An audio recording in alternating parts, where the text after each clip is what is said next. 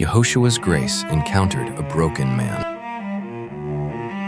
A leper, a man whose skin was rotting from a disfiguring disease, a man who had searched for the rabbi who could perform miracles.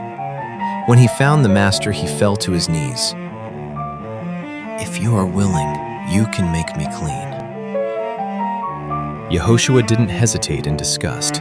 He was so moved with compassion for the man that he reached out his hand and touched him. That mindful contact made Yehoshua ritually unclean under the law.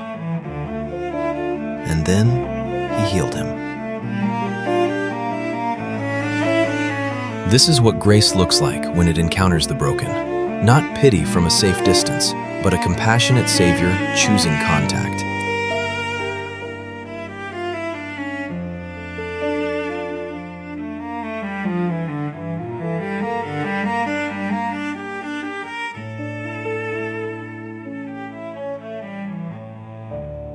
Yehoshua learned of the dire illness of his close personal friend, Lazarus.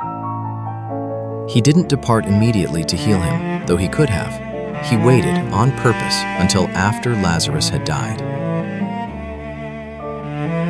Martha and Mary both ran to him in turns to fall down at his feet to sob.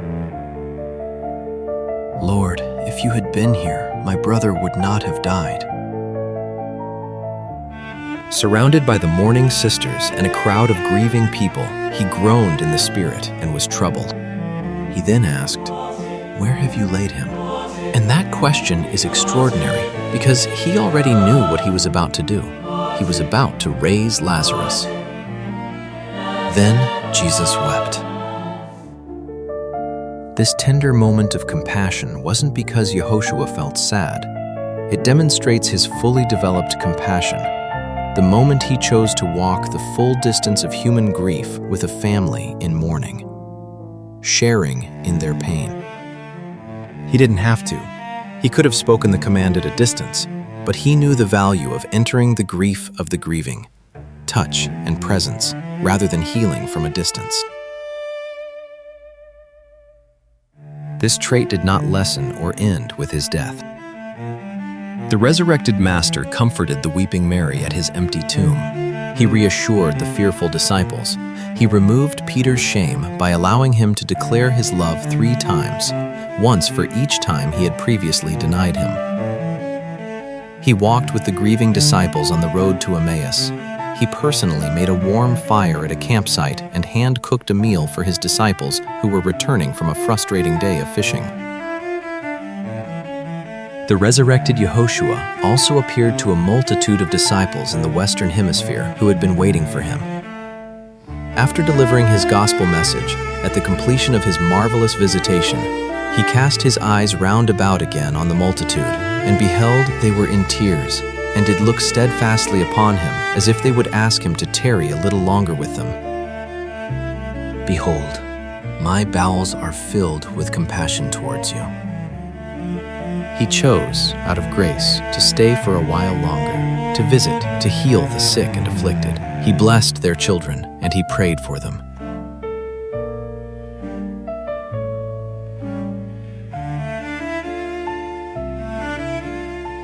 I have known what it is to be broken, the instability and isolation of homelessness, the devastation of a broken marriage and being a single parent to 3 teenage daughters, the helpless feeling of being on the verge of losing everything when I couldn't make ends meet after losing a job, the dark night of the soul when God seemed distant.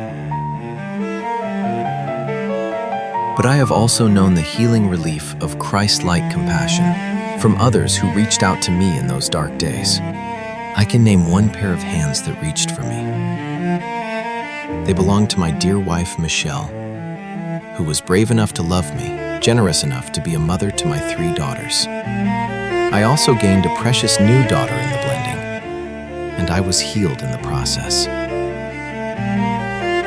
When someone is in crisis beyond their own capacity to survive, sympathy is insufficient. The leper didn't need someone to quote Levitical laws. He needed someone to touch him with grace.